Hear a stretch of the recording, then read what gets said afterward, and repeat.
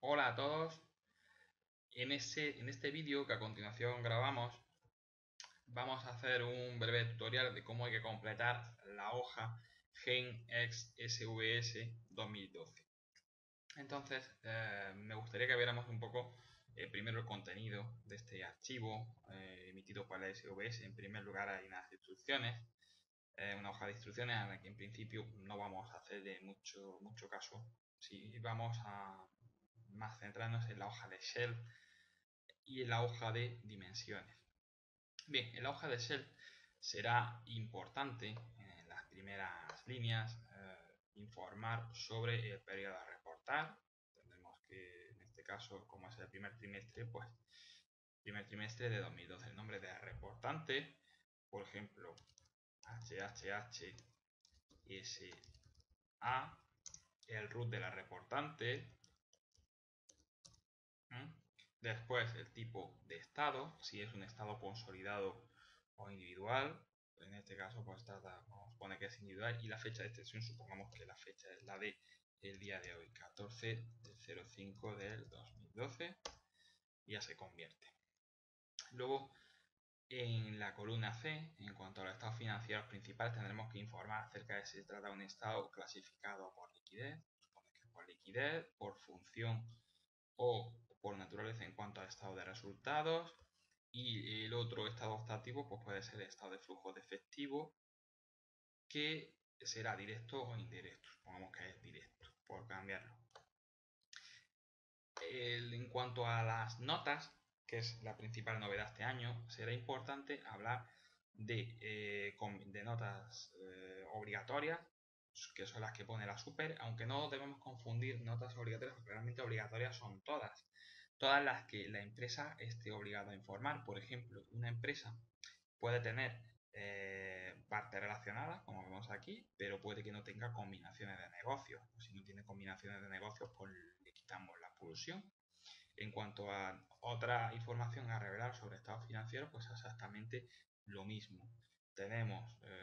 Puede que tengamos esa información o no, con lo cual pues la quitaremos, ¿no? En cuanto a participaciones en negocios conjuntos, pues exactamente lo mismo. Si no tenemos ni acuerdos, por ejemplo, de pago basados en acciones, pues tampoco.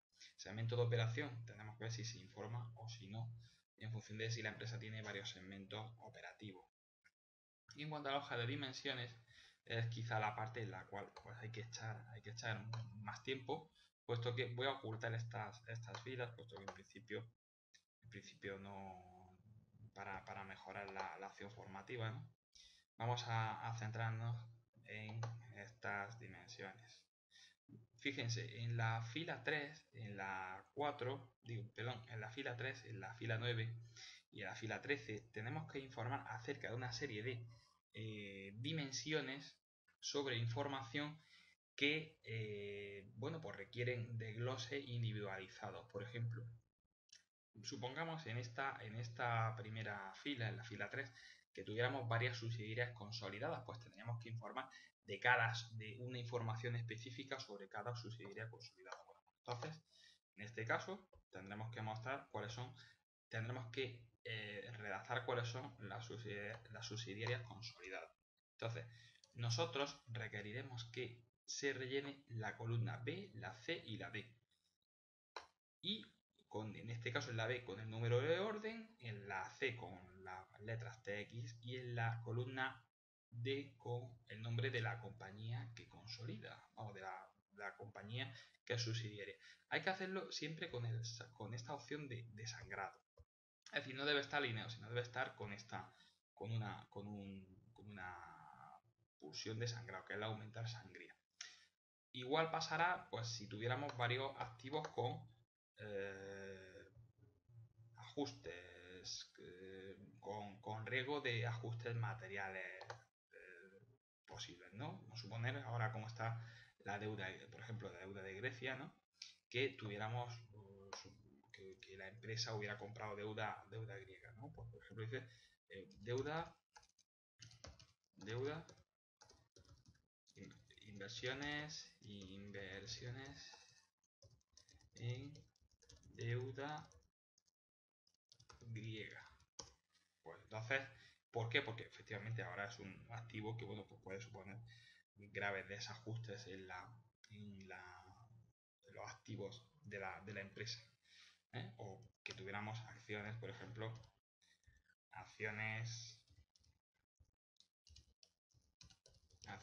de la compañía X del país y unas acciones que puedan ser en un momento determinado arriesgadas. Bueno, pues tenemos que ir haciendo ese desglose. Así pues, con todas, por ejemplo, información sobre cambio en presentación, pues exactamente lo mismo. Hay determinadas partidas que puedan suponer pues, cambio en prestación importantes, ¿no? Cuenta a cobrar, de clientes del BioBio, por poner un ejemplo, o una partida de inventarios que pueda en un momento determinado cambiar al inicio del ejercicio por una cuestión importante. Bueno, en cuanto a las políticas y procesos para gestión de riesgo de capital, pues exactamente lo mismo. Combinaciones de negocios y sobre todo casi todas las empresas, pues bueno, se va a tener que hacer ese detalle en cuanto a las transacciones entre partes relacionadas, pues entre la controladora o con la, vamos a quitar los recuadritos, lo ponemos en rojo, la controladora o con empresas con control conjunto o significativo, pues exactamente lo mismo. Tendremos que hacer este detalle, ¿no? Vamos a ver. ¿De acuerdo? Por ejemplo, subsidiarias, si tenemos con subsidiarias transacciones importantes, pues hay que hacer ese detalle. ¿De acuerdo? En el siguiente tutorial de vídeo lo que haremos es hacer un repaso de los cuadros de la memoria importantes que hay que revelar y que la empresa se tiene que hacer eco. Muchas gracias.